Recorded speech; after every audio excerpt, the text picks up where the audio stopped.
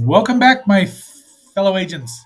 It is I, your awesome agent of stop motion animated action. And awesome. Let's turn off the surf coasters there for a moment. The theme song is well and done.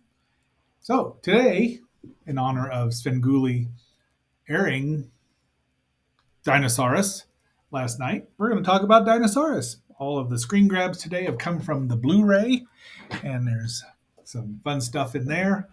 I highly recommend it. Kino-Lorber always does a great job with their Blu-ray releases, and this is yet another one. So, without further ado, we've got about close to 70 pictures to get through. So let's get on with it. Let's go ahead here. There we go. That's the menu that you can see, and I just push play.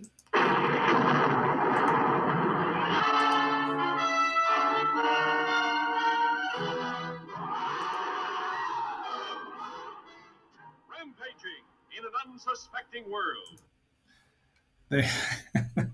I suppose that's true. The trailer is a little bombastic, of course. Here we have the credits. Jack Harris, famous for The Blob, less famous for Equinox, and even less famous for the Ballad of, I don't know, that Manly Wade Wellman story. It's a decent movie, but weird. The underwater photography is beautiful. Of course, they're filming in the Virgin Islands, so of course it's going to be. Special photographic effects are by Projects Unlimited, although they might not be known by that right now. Wah Chang, Gene Warden, Tim Barr, people who are associated with many things. They were the next team after Ray Harryhausen, probably. Well, their animation is decent, but it's not quite as good as Ray's, and their sculpting is, different. It's charming, but it's just different. St. Croix, Virgin Islands, and yes, it's beautiful. So a lot of the pictures here are just of that. I mean, look at that island; it's gorgeous. Before we get too much further into this, please like, share, subscribe, and leave a comment. Also, be sure to hit that subscription button, the bell on YouTube to be alerted of the new content every single day, a new episode. And you'll notice that the new logo is present now. Whoopoo!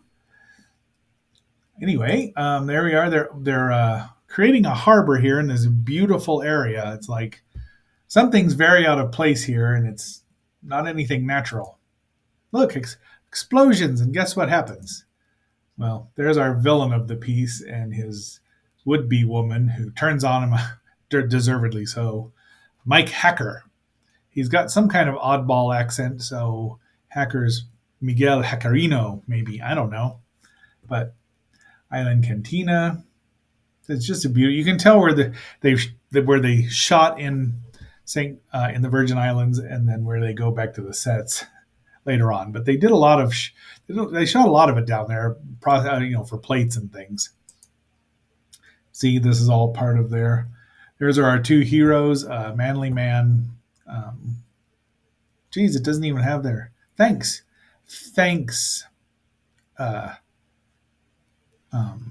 Wikipedia, you're not helping me at all. So let's just go to IMDb, and I'll tell you who these people are momentarily. Ward Ramsey here, and this is his sidekick, Paul Lukather as Chuck, and we'll get to the rest of them here momentarily. There's Dumpy, Wayne C. Treadway, and Julio there is. Where's Julio? Julio. Julio has a major part. You'd think he was in. Oh, Alan Roberts as Julio, and Ward Ramsey there as the hero Bart Thompson. So those are there, and then of course there is the beautiful Christina Hansen as Betty Piper, Bart's love interest there on the island. She almost got blown up by one of the charges that went off late, so that's why she's ready to dive down to get her dumped over her mother's cooler or something. There she goes into the water. That's just beautiful, and no fear at all until she runs into this. Dun dun dun. So apparently they theorize that there's cold water. They must have opened a icy vent or something, an icy river maybe. But Hacker shows up whining about the. He's a jerk. He's such a jerk. No redeeming qualities at all, no matter what Betty says. He's whining about the noise. And then they find out that there's two monsters down there. Well, they're not really, dinosaurs, prehistoric animals, separated by millions of years from each other and mankind. Because they pull up there's the shots of them. This is stop motion animated sand and everything. Just the natives looking almost at it. It looks like Grumpy a little bit, I think, which is understandable since Hua Chang probably built the models himself, but he's got a lot sharper teeth than Grumpy does. And there's Julio, amazed that he can see dinosaurs. They pull up a Brontosaurus as well. No, Brontosaurus and Tyrannosaurus did not exist at the same time. And we're not even sure if Brontosaurus existed, but I'm going with they did. Of course, Julio knows everything because he's, 11 years old or something. And having been a dinosaur know-it-all. Thank you, Garrett and Sabrina. And there's our drunken Irishman who's going to babysit the monsters tonight. Look at that! Look at this shot, though. It's really nice that they use that background plate. Really well done, seamless almost. And then Hacker finds a frozen caveman, who is really the star of the movie. He steals it. That's Greg Martel as the Neanderthal, and who is Fred Engelberg as Mike Hacker. And it's raining. I'm sure this is a set because look at the way it's raining. Straight down, no wind at all. But everyone's having a good time. There's one, I think that's Juanita, Chica, Lucita Blaine. And then they've got steel drums playing because it's an island, even though apparently they speak Spanish a bit. Julio certainly does, but he brings his dinosaurs into a bar. Good parenting there. And he starts talking about him. Everyone's interested, and even patrons come over to listen to this little kid talk about his dinosaurs because everybody loves dinosaurs. That's all there is to it. Dinosaurs make everything better. That's just a thing. Just accept it and live. Resist it and be destroyed. Dinosaurs make everything better. Now, any of us of a certain vintage will realize exactly where these came from. In fact, your humble agent may have had, I don't know if I ever had the brown one. This is from 1960, so the Marx playsets were newer than the ones your humble agent had. I have a blue one and a gold one and a silver one. The Brontosaurus, I had that one, that color. That came out again in the later 70s, mid 70s maybe, and I got a huge set. I wish I had kept all of those. But, if wishes were horses, or if wishes were dragons, all Pern would fly. Here's a semi-nice day for night shot. Well, Julio has run away because Hacker steps on his dinosaurs and destroys them and breaks them, which is pretty impressive considering those things are solid plastic. And I mean solid. I stepped on many of them, and that was not a pleasant experience. But he runs off, and Bart goes looking for him, and all he has to do is go down by the schoolyard because then he and Julio would be down by the schoolyard. Probably not my last pop culture reference, but we'll see. Old drunky drunk here, Jasper, is that Jasper? TJ O'Leary, James Logan, is reading Rip Van Winkle. I couldn't figure it out at first, but I wonder where that came from. Now, Gold Key did an adaptation of the movie, and I do have that. We'll see a picture of the cover later on, which is great. It's a beautiful cover. Bart has already threatened Mike if something happens to the boy, and he's about to fight him, and manly He-Man Mike decides he's going to break a wine bottle, and it shatters in his hand and cuts him. And that's probably a good laceration, and he probably needed stitches. But everyone just laughs at him because he's a jerk. And good old lightning brings our paleontological stars to life. Our sauropod and our theropod. And then TJ O'Leary gets eaten his first meal for the hungry Tyrannosaurus. Now, dumb little Julio thinks that Tyrannosaurs are all bad, and because meat eaters and carnivores will just eat everybody right away.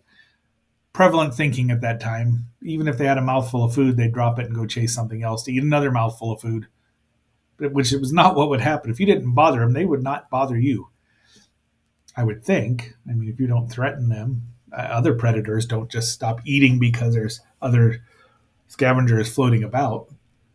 But the brontosaurs leave. Everybody leaves. They can't find anything. This is after the storm. The rain did not wash away on the beach. Didn't wash away the footprints.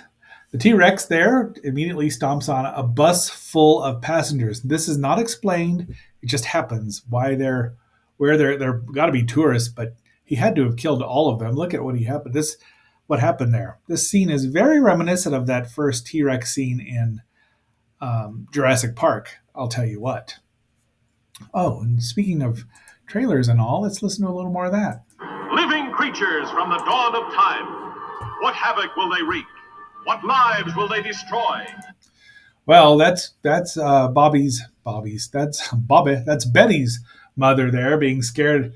You don't see her in her makeup. She's got night cream all over her face, and there's who did I call him?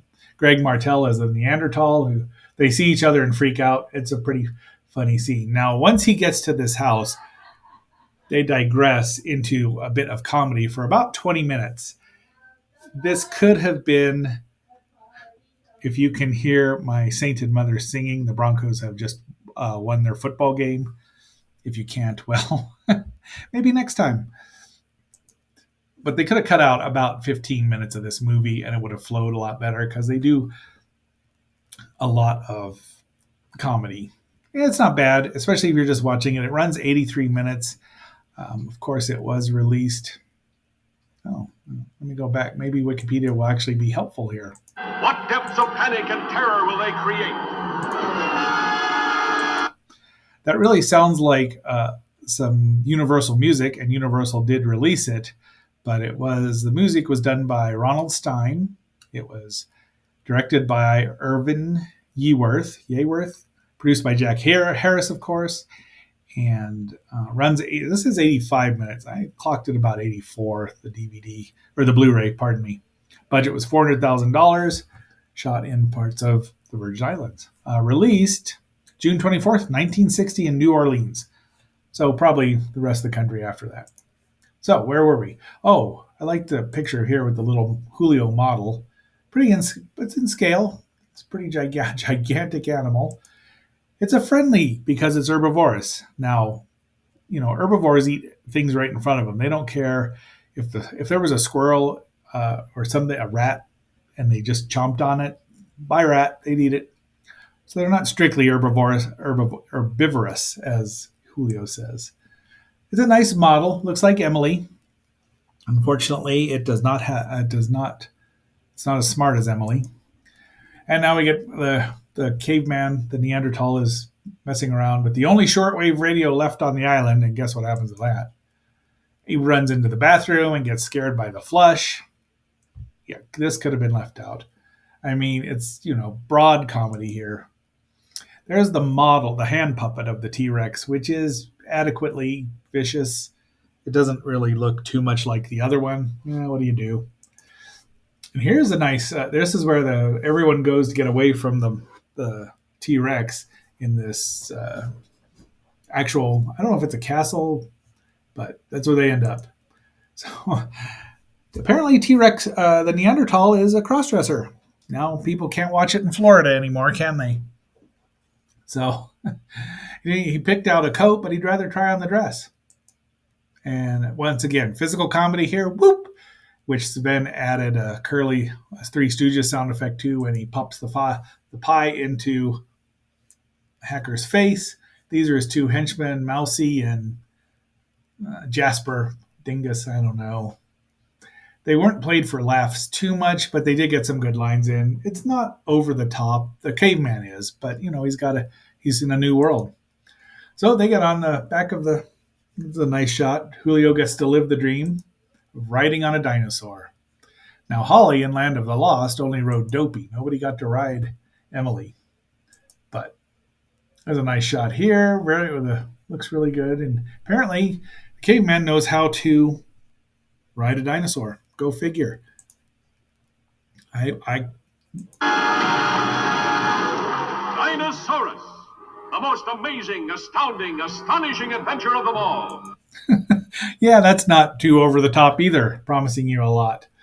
Um, where was I here? Oh, so and then of course Betty's heard Julio or saw him. She runs out, and guess who pops up here? That's a nice process shot. Looks beautiful. Well done. And it's about to get stomped on when the T Rex changes his mind and picks her up and carries her away. So she gets rescued by Ugg. He looks like Ugg, which would not surprise me that Hanna-Barbera told Alex Toth to design Ugg after the caveman who never got a name. He sticks his newly found weapon, the axe, right into the T Rex's toe, which annoys the T Rex no less. I mean, it would annoy anybody. Nicely done. And Ugg must be pretty strong.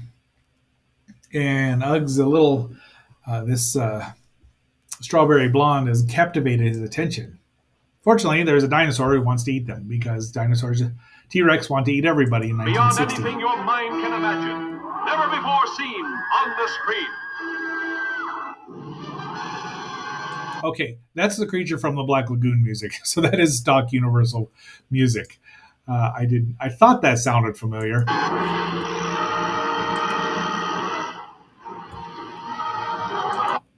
So here we have the battle between the T Rex and the Brontosaurus. Now, since they never met, we'd never know how this went. But you have watched other movies. What's the one, Land Before Time, where they use their tails as whips? Probably did. And a T Rex would have to be ridiculously hungry to attack an animal bigger than it. I mean, that's why there probably fights did happen between Triceratops and T Rex, but it was probably very rare because you're going to find something else easier to eat if you can, really. And this thing could hurt you.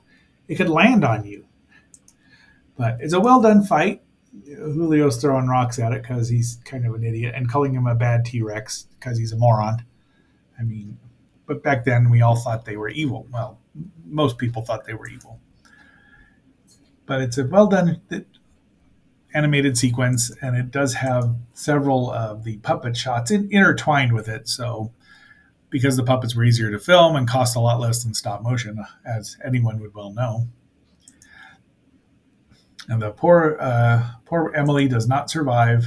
Well, she kind of survives, but Ugg is telling Betty to stay put so he can go rescue Julio, because Julio's right about here, nearly about to get tromped on. And then once he rescues him, the T-Rex doesn't eat the Brontosaurus. He goes after the people because he's evil. He's evil, as in fruits of the devil. Coming soon. That's what the trailer will say when you watch it. All right.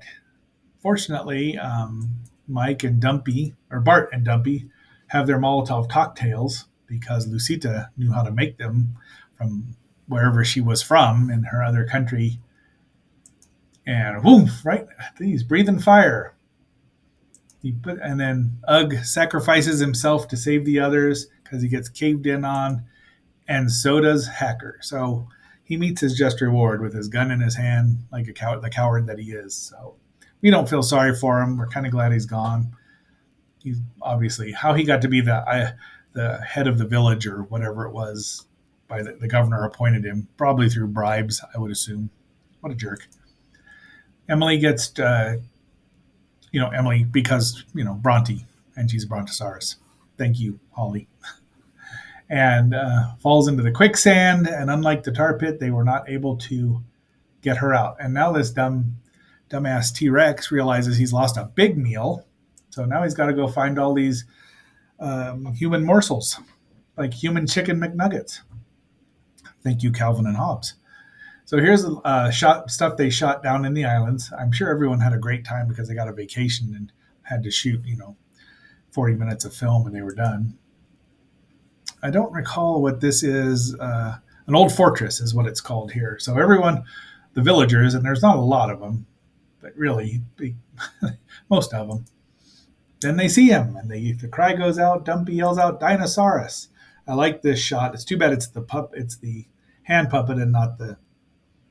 I mean, they wouldn't. It would be more difficult to animate the stop motion puppets, but I just like the way it's composited here.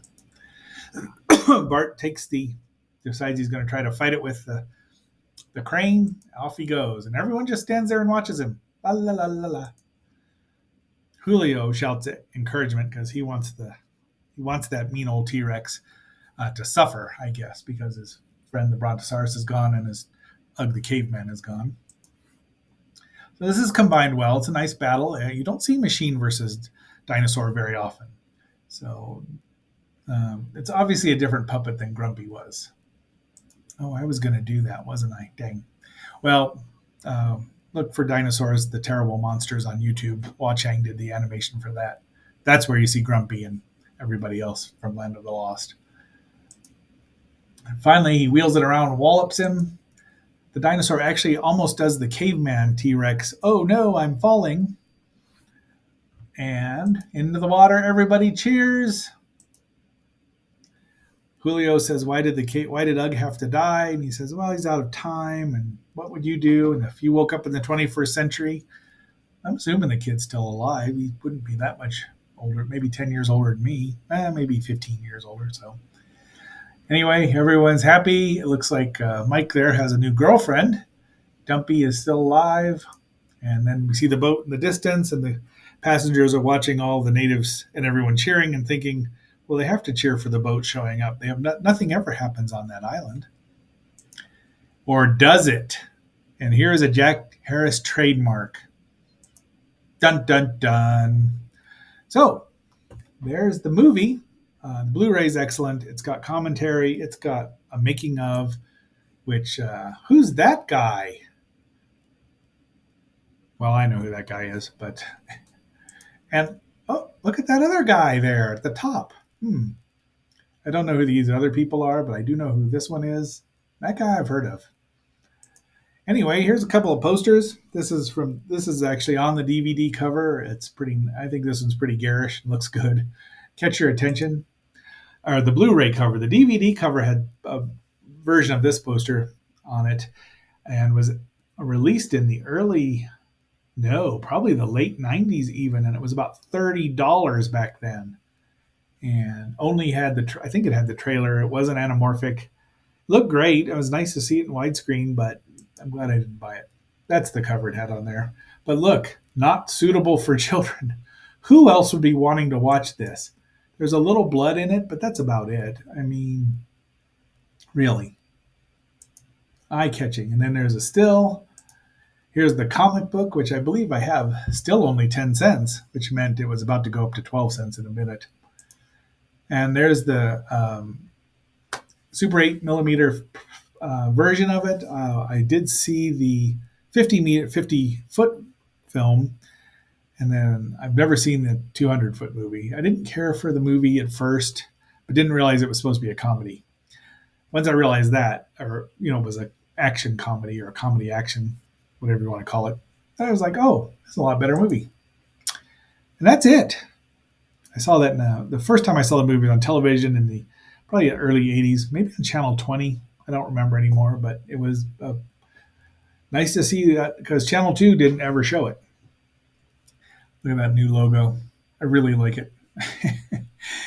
So, my fellow agents, this is the end of this episode.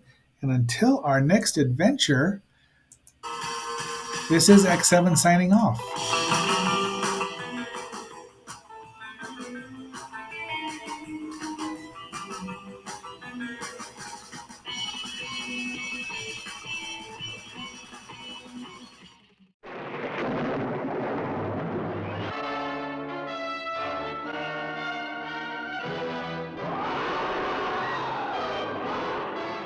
Rampaging in an unsuspecting world.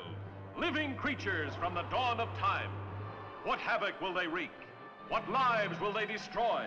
What depths of panic and terror will they create? Dinosaurus, The most amazing, astounding, astonishing adventure of them all. Beyond anything your mind can imagine. Never before seen on the screen.